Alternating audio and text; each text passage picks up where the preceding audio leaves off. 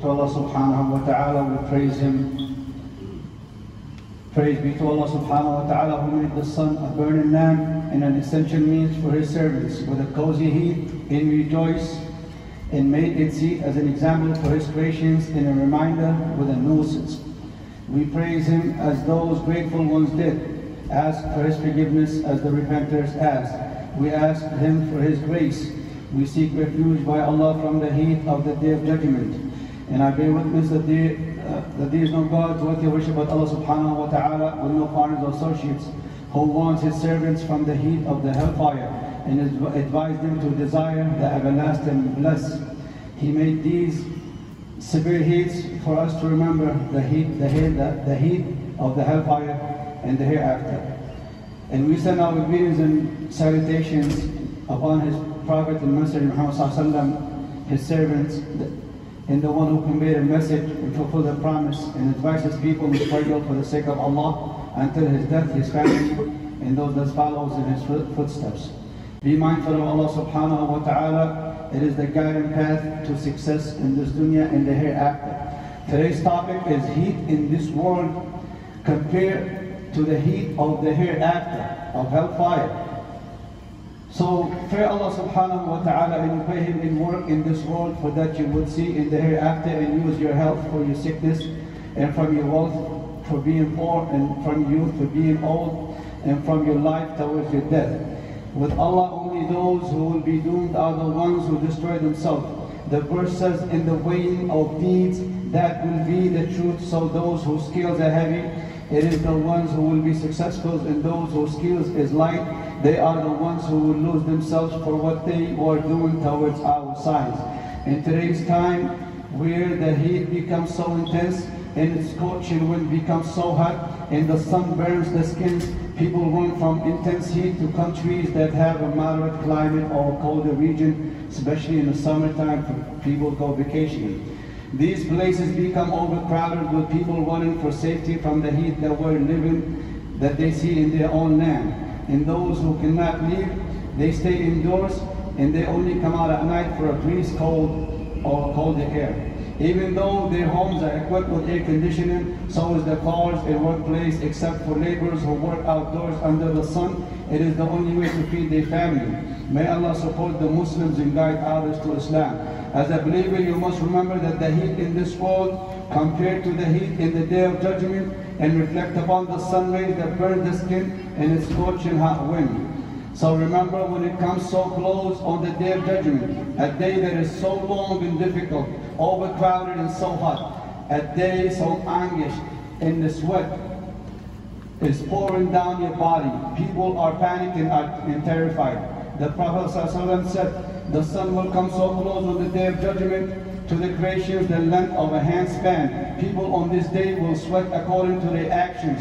Those who sweat will reach their ankles, and those who will reach their knees, and those who the sweat will reach their torsos, and those will be those who will drown in their sweat. And the Prophet ﷺ pointed to his mouth. If a believer remember the hot times of the day when the sun is straight above us at noontime, and realizes that this is the most hottest day on place on earth, and complains this is a very hot day, even though all kinds of cooling means to cool them, and they still cannot bear this heat on this day, this specific time of the day. Knowing this fact, the heat of the Day of Judgment, where it is so hot, not even one can come close to it, and we cannot even bear the heat of this dunya. How can we bear the heat of the hereafter? The verse says, on the day you see it, every nursing mother will be distracted from the child she was nursing, and every pregnant woman will abort her pregnancy, and you will see the people appearing intoxicated while they are not intoxicated, but the punishment of Allah is severe. And in the intense heat of the summer, wildfires erupt in many countries due to the severity of the sun rays and heat. Then the heat multiplies and becomes so hotter. Here a believer must reflect upon this moment and remember the heat of the hereafter. Just as the hellfire fire boils and burns on the long difficult day, while we waiting and standing in the sun, in the heat, in the sweat, may Allah save us from this hellfire. We witness these wildfires in this dunya to remember the wildfire, or the heat in in the hereafter. Even islands were burned to ashes when these wildfires erupt. Allah subhanahu wa ta'ala described this as al-Qatama. It destroys everything in it. In this hellfire, it complained to Allah subhanahu wa ta'ala. And the Prophet ﷺ told us that it said, "Oh Lord, I'm eating myself." Allah then allowed it to take two breaths, one in the winter and one in the summertime. From the severe heat we feel in the summertime, and from the coldest days we feel in the winter of Zamhir. Just minor two breaths throughout the whole year.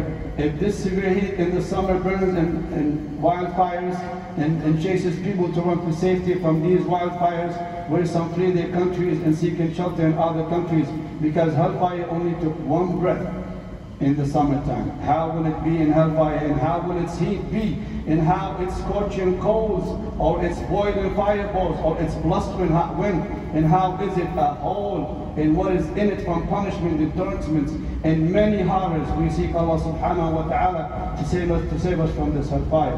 In a different saying, the Prophet ﷺ said, the severe heat of hell is a breath when it boils and becomes so hot, and then it will spread, the breath of it, or the heat of the wind. So that a believer remembers that the heat in this world, he compared to the heat of the hereafter, which there is no comparison. So focus, then stay away from and abstain from anything that would lead you into this fire, hellfire in the hereafter. And much to do the good deeds in this dunya that will save you from getting near this fire. Who can bear this such blazing fire on the day of judgment if we cannot bear the heat that we only see a few weeks in the summertime? Also the Prophet ﷺ said, these fires in this world, only a small part of the fire in the hereafter. We seek refuge from Allah subhanahu wa ta'ala from this heat in the hellfire, our parents and all Muslims. That we cannot bear in this dunya, how can we bear it in the hereafter? Also the Prophet ﷺ said, the fires we use in this dunya is only one part of 70 parts in the hereafter. They said, "O Apostle of Allah, indeed this is enough. This fire is enough for us, that we cannot bear it in this dunya." Then the Prophet ﷺ said, it is 69 times more, all the likes of it. Meaning, if all the fires in the world were to be gathered, only will be compared one part to the fire in the hereafter. In the hottest days of summer, the lands above the sea level and the coastal areas where it rains and cold breezes, the people even run to higher mountains from the heat. In the Quran and the Sunnah, we were told the news about Jahannam in its deep, and we can imagine its depth, and no one can imagine how narrow it is. The verse says, surely the record of the wicked will be preserved in Sijjin. It is both deep and narrow.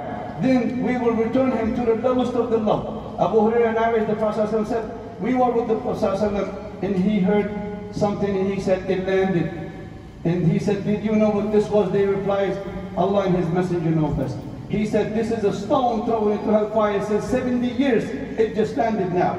And we can compare how one day in the Quran says equivalent to 1,000 or 50,000 years. Different narrations or different narratives says, it just landed, did you hear it? The bottom of the world. That's how long and how deep and how narrow hellfire is. Abdullah ibn Umar, may Allah be pleased with him, said, the Prophet ﷺ said, if a skull like this were to be sent from the sky to earth, which is 500 years in distance, it will reach earth before the night. And if it was sent from the top of the shade, it would take 40 years, days and nights, and it will only reach the bottom of it. This is the destination and the distance between the heavens and the skies. May Allah save us from this hellfire and its punishment. Indeed, it's a dwell and disgraced place. Believers, the heart of the believer must be alive. These hearts are the ones that learn from what they see, and they are mindful, and they learn, and they compare what they see in this dunya from lavish life, and they compare it to paradise, and the heat in the summer, and the hardship in this dunya, and they compare it to hellfire. This luxurious dunya and lavish life does not distract a believer's heart from realizing that this is what we see in this dunya is only an example that we will face on the day of judgment, where no one can bear this hellfire so intense in the sweat.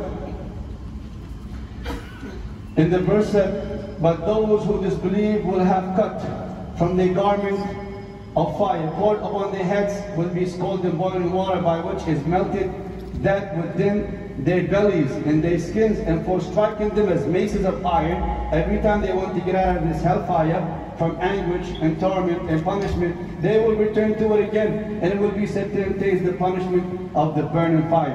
And another verse says, the criminals are in error and madness, that they will be dragged into hellfire on their faces. It will be said to them, taste the hellfire of Saqar, or hell. And the Prophet ﷺ said, the least one on hellfire on the day of judgment is a man who will have 2 burning coals from hellfire on the bottom of his feet. His brain will be fried from it. This is how intense it is. Every time the hellfire is mentioned to our predecessors, it will spoil their life for them. Then in return they would stay up the nights and fast the days. They would abstain from their pleasures. All the pleasures we enjoy today, this is how our predecessors were when they heard the hellfire is mentioned. So was their senses. Their eyes and their hands and they touch and they smell. They abstain from all of that. Sulaiman ibn Suhaim said, I was told that who saw Ibn Umar, may Allah be pleased with him, in the prayer, that he would be swaying and wobble and moans. If one of us would see him, they would accuse him of going mad when they heard that hellfire and it was mentioned to him. That is because he remembered hellfire when he recites, and when they are thrown into a narrow place, they're bound in chains, and shackled. They will cry out their own upon for direction, upon us is destructions, or the light of the meaning. And it was said to Al-Hasan al-Basri, we see you cry a lot. He replied, I am afraid Allah will throw me into hellfire and does not care. And Abu Nur al-Ansari said, a fire erupts in the house of Ali ibn al-Hussein, may Allah be pleased with him, while he was prostrated. And they yelled at him, fire, fire, O son of Rasulullah. Then the fire, by the time he raised his head, it was diffused or turned off. And they said, what is wrong? What distracted you from this fire? He said, the other fire. This is how they would understand hellfire.